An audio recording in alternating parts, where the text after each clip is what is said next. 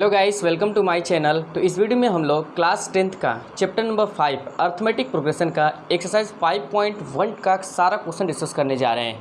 इससे पहले वाले वीडियो में हमने इंट्रोडक्शन पार्ट इसी चैप्टर का बहुत अच्छे तरीके से डिस्कस कर दिया है।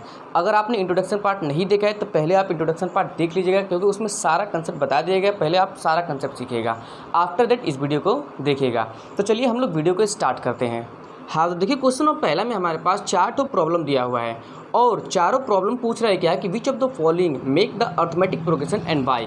मतलब 4 प्रॉब्लम देके क्वेश्चन कह रहा है कि कौन सा अर्थमेटिक प्रोग्रेशन बनाता है और कौन सा अर्थमेटिक प्रोग्रेशन नहीं बनाता है, और अगर बनाता है तो क्यों बनाता है। ठीक है, और आपको ये पता होना चाहिए कि अर्थमेटिक प्रोग्रेशन किस सीरीज को कहते हैं जिसका कॉमन डिफरेंस सेम हो, जिसको अगर हम पीछे में से आगे वाला माइनस करते हैं तो हमेशा हमारे पास सेम आना चाहिए, तो वो हमारे पास अर्थमेटिक प्रोग्रेशन बनाता है।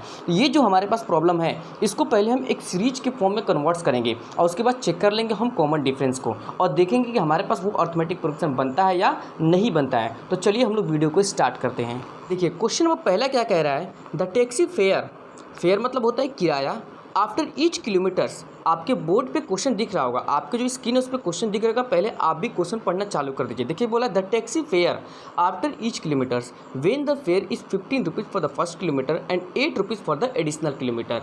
मतलब कह रहा है कि एक जो टैक्सी का किराया है, जो हमारे पास बाबू टैक्सी का किराया है वो किस तरीके से है। पहला देखिए, ध्यान से देखिए, सबसे पहले हमारे पास जो टैक्सी का किराया है, पहले हमारे पास कितना है, फर्स्ट फेयर हमारे पास है बाबू 15 रुपया।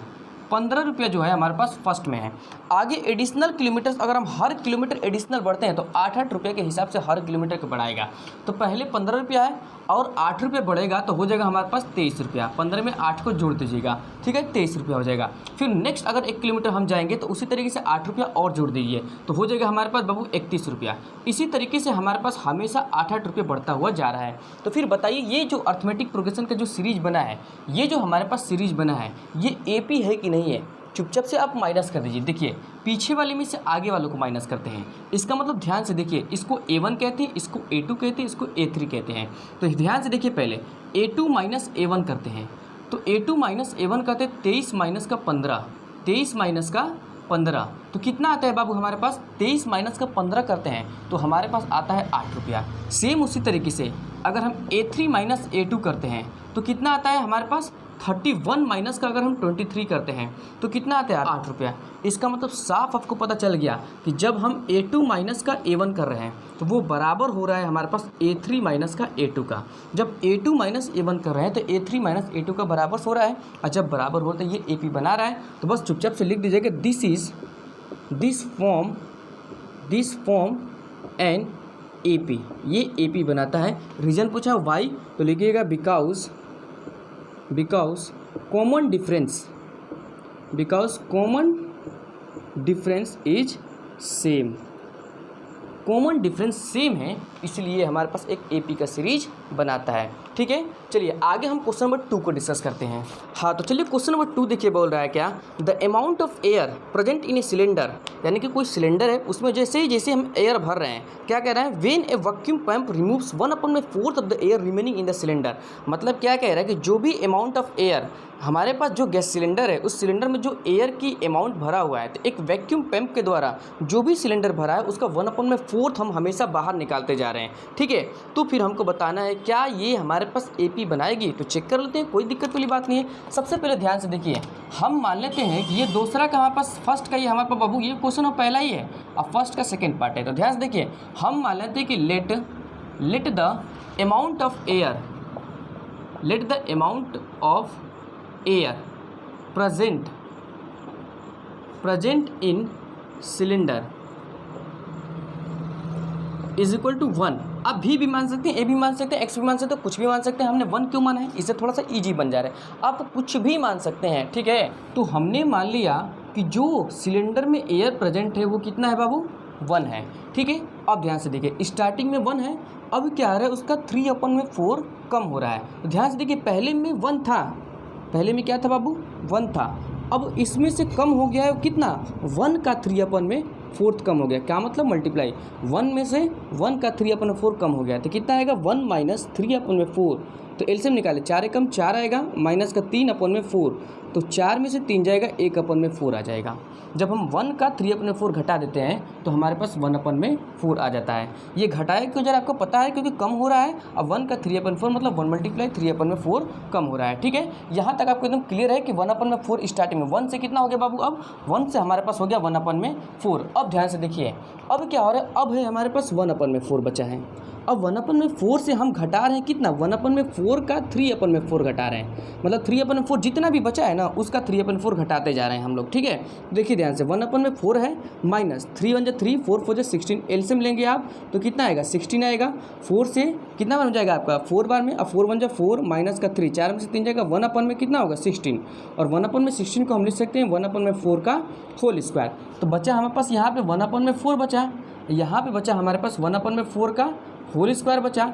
इसी तरीके से स्टार्टिंग में बढ़ते बढ़ते जाएगा, यहाँ से जाएगा 1/4 का होल क्यूब हो जाएगा, इसके बाद 1/4 का होल पावर 4 हो जाएगा, इसी तरह से डैश डैश डैश जाता जाएगा। तो ध्यान से समझिए, जब जब जब आप माइनस करेंगे तो ऐसे ही बढ़ता जाएगा। तो ध्यान से बाबू देखिए, पहले था 1/4, अब हो गया स्क्वायर, फिर हो गया क्यूब, फिर हो गया power 4।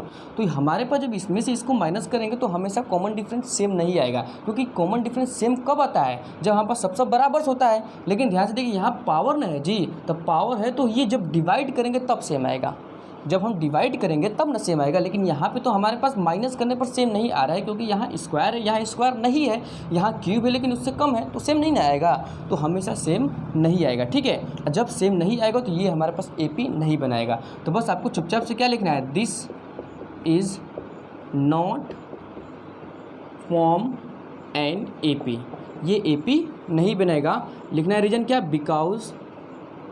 Because common difference, because common difference is not same, क्योंकि कॉमन डिफरेंस हमारे पास क्या है, सेम नहीं है। जब कॉमन डिफरेंस सेम नहीं है तो ये एपी नहीं बनाएगा। चलिए इसका हम थर्ड पार्ट स्टार्ट कर देते हैं। तो ध्यान से देखिए, थर्ड पार्ट में क्या बोल रहा है कि the cost of digging a well after every metres of digging when it costs 150 rupees for the first meters and rises by 50 रुपये for each subsequent meter।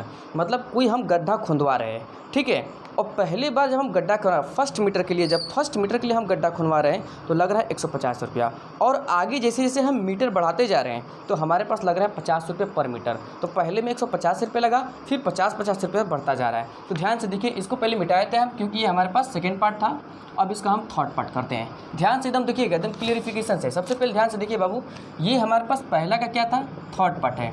ध्यान से देखिए क्या है कि हमारे पास जब हम पहली बार गड्ढा खुंदवा रहे हैं तो 150 रुपये लग रहा है 1 मीटर, और हर बार कितना 50 रुपये बढ़ रहा है। तो 150 में दूसरा बार 2 मीटर खुंदवाएगा तो लग जाएगा 200 रुपया बाबू, ठीक है। फिर 50 रुपये पड़ेगा तो लग जाएगा 250 रुपया, फिर 50 रुपये पड़ेगा तो लगेगा 300 रुपये। Dash dash.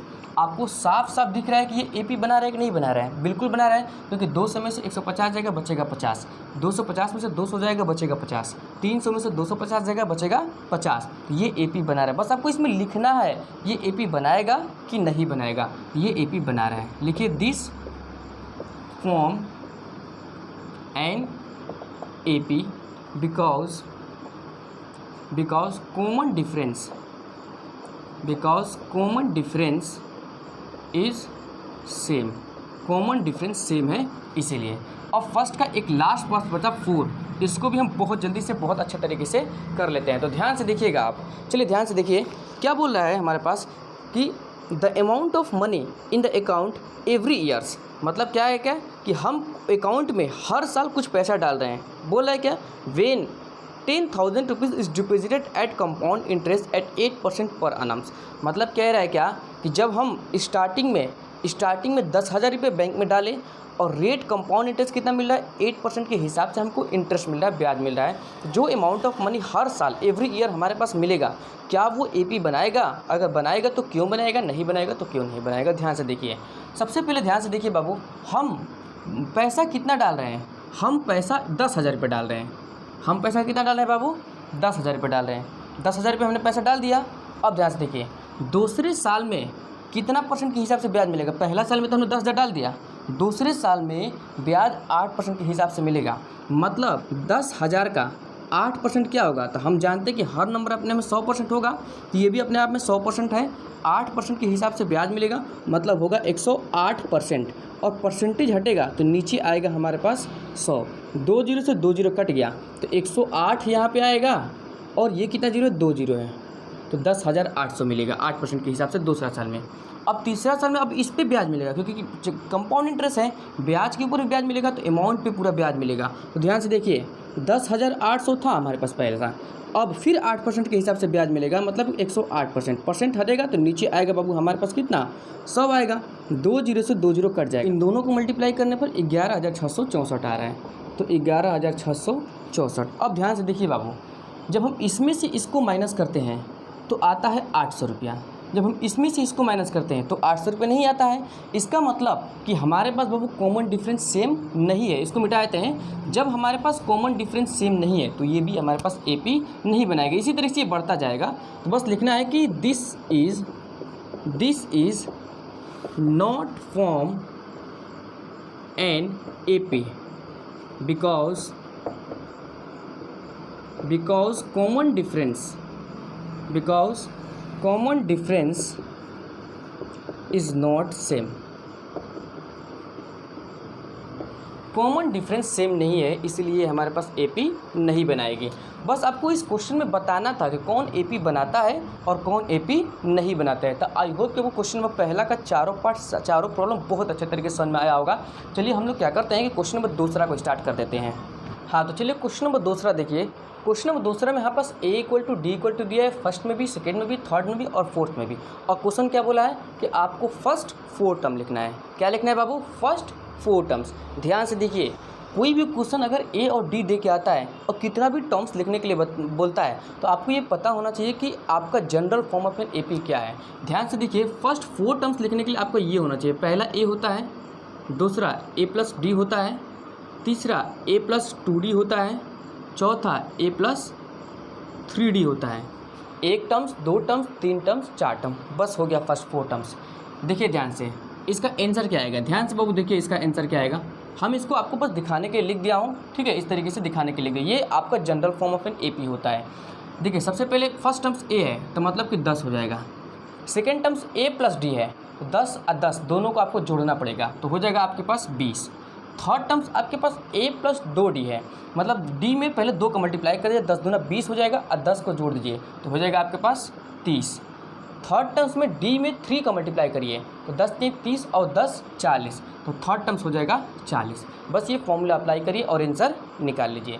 अब इसमें भी आपका सेम वही है, आंसर डायरेक्ट लिखिए दूसरा का भी। ध्यान से देखिए बाबू, क्या है कि आपका फर्स्ट टर्म हमारे पास क्या है, a है, तो आपके पास a है तो -2 हो जाएगा, ठीक है। सेकेंड टर्म्स आपके पास क्या है, a+ में d है, मतलब ध्यान से देखिए a और d दोनों को जोड़ दीजिए तो a -2 है, d 10 है, तो 10 में से 2 जाएगा, हो जाएगा 8। थर्ड टर्म्स क्या है, d में 2 का मल्टीप्लाई कर, 10 दूना हो जाएगा 20, और 1 को जोड़िए तो माइनस है तो घटेगा, तो 20 में से 2 जाएगा, हो जाएगा आपके पास 18। थर्ड में d में 3 का मल्टीप्लाई करें तो 10 3 हो जाएगा 30, और a जोड़िए तो माइनस में है तो हो जाएगा 30 में से 2 घटाइए तो हो जाएगा 28। आई होप को बहुत अच्छे तरीके से समझ में आ रहा होगा। सेम वही कंसेप्ट यहाँ भी अप्लाई करिए।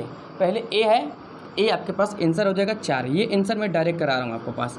a फर्स्ट टर्म्स है तो हो जाएगा 4, दूसरा है a+d, दोनों को जोड़िए, 4 और 3 7 होगा, लेकिन क्या है यहाँ माइनस है, 4 में से 3 जाएगा 1 हो जाएगा। तीसरा है a+ में 2d, मतलब कि a+ में 2d कैसे निकालेंगे, ध्यान से देखिए, a+ में 2d, a की जगह पे क्या रखना है आपको, a की जगह पे 4 रखना है, प्लस 2 मल्टीप्लाई d की जगह पे माइनस का 3 रखना है। ध्यान से देखिए, 4 प्लस में 3 दूना 6, तो प्लस माइनस माइनस आ जाएगा, 6 में से 4 जाएगा, माइनस का बाबू हो जाएगा 2, ठीक है। अब आगे देखिए ध्यान से, यहाँ मिटाए थे हम इसको अच्छे तरीके से। आगे देखिए, उसके बाद यहाँ पर क्या है, a+3d, a+ में 3d, a की जगह पे क्या रखना है आपको 4, प्लस में 3 मल्टीप्लाई d की जगह पे क्या रखना है माइनस का 3, तो ध्यान से देखिए 4 प्लस माइनस माइनस 3 3 जा 9, 9 में से 4 जाएगा, माइनस का 5 बचेगा, तो ये हुआ यहाँ पर लास्ट में माइनस का 5 हो गया। ये 4 टर्म्स हो गया, 1 टर्म्स, 2 टर्म्स, 3 टर्म्स, 4 टर्म। इसी तरीके से हमारे पास लास्ट में भी लिखना होगा। ध्यान से देखिए आप कैसे लिखेंगे। सबसे पहले a है तो a एज इट इज आप इसका आंसर में उतार दीजिए, a हो जाएगा माइनस का 1.25। अब a+d है, क्या है बाबू, a+d, तो ध्यान से देखिए ए हमारे पास क्या है माइनस का 1.25 प्लस डी क्या है माइनस का है 0. ये प्लस माइनस में कन्वर्ट हो जाएगा, माइनस में 0.25, ठीक है। Minus minus plus sign minus का 5 5 10 का 0 कैरी 1 हो जाएगा, 2 2 4 और 1 हो जाएगा 5 हो जाएगा। पॉइंट है, पॉइंट लगा दीजिए, एक में 0 को जोड़ेंगे तो हमारे पास क्या हो जाएगा 1 हो जाएगा, ठीक है। तो 1.50 आ जाएगा, वो भी माइनस में, तो माइनस का 1.50। अब निकालते हैं कौन सा हम टर्म्स, अब a प्लस 2d निकालते हैं। a प्लस में 2d, a की जगह पर रखें क्या माइनस का 1.25 प्लस में 2 मल्टीप्लाई d की जगह पे क्या रखना बाबू 0 पॉइंट माइनस में, वो भी 0.25।